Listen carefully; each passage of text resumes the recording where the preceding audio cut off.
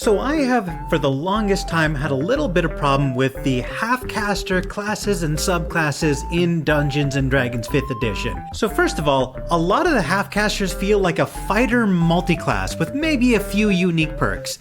Like paladins are fighter clerics, rangers are fighter druids, the eldritch knight subclass is a fighter wizard, the Hexblade subclass is a fighter warlock, the blood hunter, made by the Critical Role legend Matthew Mercer, is a fighter hemomancer, which isn't really a magic casting class to begin with, which to be fair was not its own full spellcasting class. That definitely feels much more unique, but it still suffers from the problem that all of these half-casters are half-fighter. And there's also a lot of half-wizard representation. The Eldritch Knight again. Artificers are really just wizard half-casters that spec into item creation, and Trickster Rogues are also wizard half-casters. When it comes to half-casters that actually feel unique, you could argue monks are half-casters because you could argue Key is magic, and they've got the, Path of the Four Elements and such that are very magically inspired. So maybe you could consider a monk a half-caster that feels unique. Some people argue that bards are half-casters because their magic isn't crazy strong and a lot of their utility comes from their sort of jack-of-all-trades ability where they can both fight and cast magic. But even if you do consider a bard a full caster, College of Swords is definitely a fighter bard, which is still part of the first problem, that everything just feels like a half-fighter plus a little bit of spellcasting. So from my perspective, druids, sorcerers, and wizards are the only classes that feel like full casters to me. But both druids and wizards have representation in the half-fighter category. The only one who doesn't is the sorcerer. And barbarians, although they do have magical subclasses, their magic is extremely limited and they don't have a half-caster spell list. So they're also very underrepresented in this half-caster demographic. In conclusion, I decided we needed a dedicated barbarian sorcerer hybrid class, and that's exactly what I've made. May I present to you the Mystic Tank. And before you ask, don't worry, I will provide a link to the Google document in the description and pinned comment down below. So the Mystic Tank is going to be an intersection of primal barbarian fortitude and the sorcerer's arcane prowess. So right at the beginning, the first thing you're going to notice is I stole everything from barbarian in terms of hit points, proficiencies, saving throws, etc, etc. Ability score improvement, nothing crazy happening there. I even stole the unarmored defense from the barbarian at first level.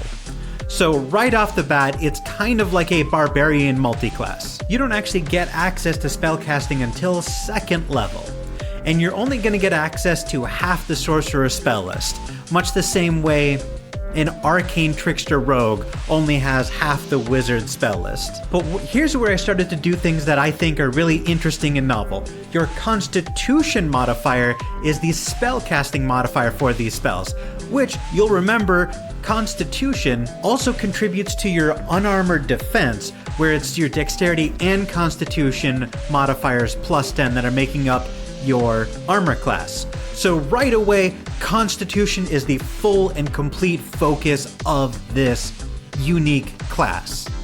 And then of course at 2nd level, you're also getting access to your rage. But again, here's where we're doing something unique.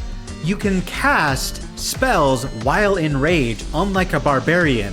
And to really add some flavor, you can only use the sorcerer's metamagic abilities while raging. So rage goes from being something that completely cuts off your ability to cast magic and becomes an enhancement, granting you additional magical abilities. Now I have created 2 subclasses for this, and we'll get into those later, but those are unlocked at level 3. So here's where I start to go wild and just have fun with it. So one thing I noticed is that both barbarians and sorcerers have a subclass that grants them access to wild magic, so I gave Wild Magic Surge a default ability at level 6.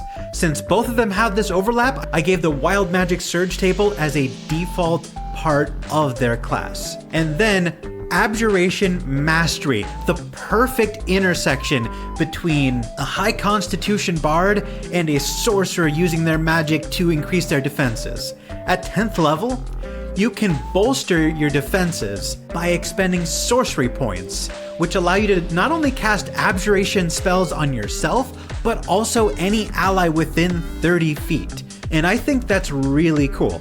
Honestly, I wanted to do this sooner, and if you're tweaking this class to make it your own, I would give Abjuration Mastery sooner in the level up tree and maybe replace your level 10 perk with something else, just because I feel like this is sort of like a signature aspect of the class, but it's also incredibly powerful, and I needed a level 10 perk. So feel free to play around with this as you see fit. And then upon reaching 14th level, you get advantage on saving throws against spells and magical effects. And whenever you sustain damage from a spell or magical source, you can use your reaction to gain temporary hit points equivalent to your Mystic Tank level. I also think that is really cool. I think it is a signature aspect of the class. And again, the only thing that I wasn't sure how to work around is the fact that I wasn't really able to organically incorporate this until level 14.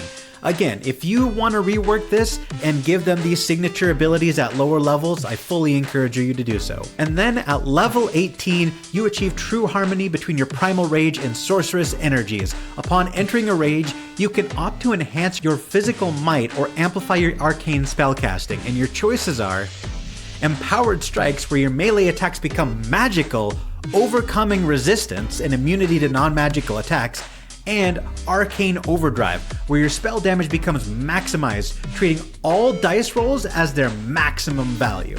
Now, I definitely think Arcane Overdrive belongs at its level 18 slot, but again, Empowered Strikes definitely feels like a signature ability, so if you want to give that to them at an earlier level, feel free to. And then of course, the 20th level perk, you can utilize metamagic without being in a rage, and you gain advantage on concentration saving throws during your rage. Now we get to the level 3 subclasses that you can choose from. So if you get the Path of Arcane Fortitude, at 3rd level you get Arcane Strike, which is once per turn, when you hit a creature with a melee weapon attack, you can expend sorcery points to add 1d4 force damage per sorcery point spent. And this effectively gives this barbarian sorcerer a smite ability where you can control how much additional damage you want that smite to do. And then at 6th level you get Spellblade Mastery, where you can imbue the effects of a cantrip from the sorcerer spell list into the target of your attack when you strike them.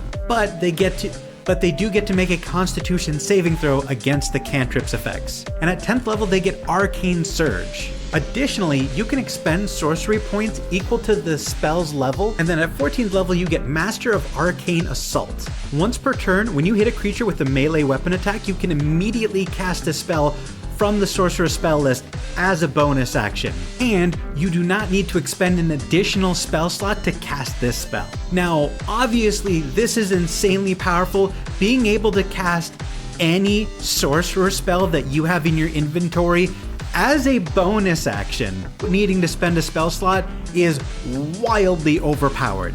And that's why it's restricted to level 14.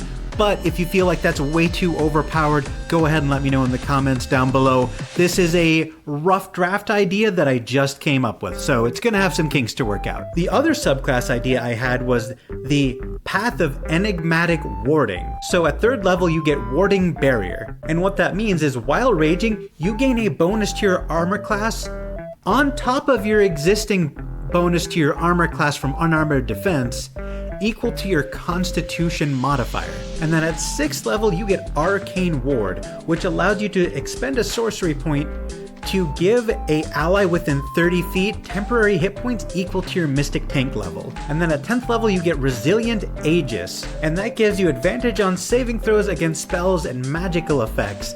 And if you or an ally within 30 feet takes damage from a spell, you can use your reaction to grant temporary hit points to the target equal to the spell's level plus your Constitution modifier. Additionally, when you or an ally within 30 feet takes damage from a spell, you can basically use Arcane Ward all over again, granting temporary hit points equal to your Mystic Tank level and Constitution modifier. But this time, instead of doing so as a bonus action, you're doing it as a reaction. So potentially, twice within the same turn, you can grant them temporary hit points. And then at 14th level, you get access to Guardian of the Arcane. And what this does is it gives them advantage on concentration saving throws at an earlier level than they otherwise would. And as a reaction, you can expend 5 sorcery points to protect an ally from taking damage from a spell.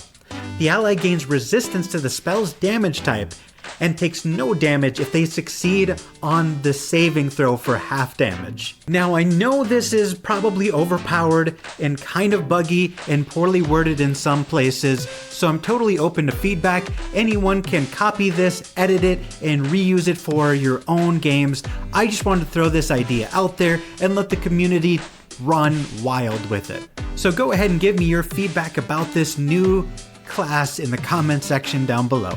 Bye guys.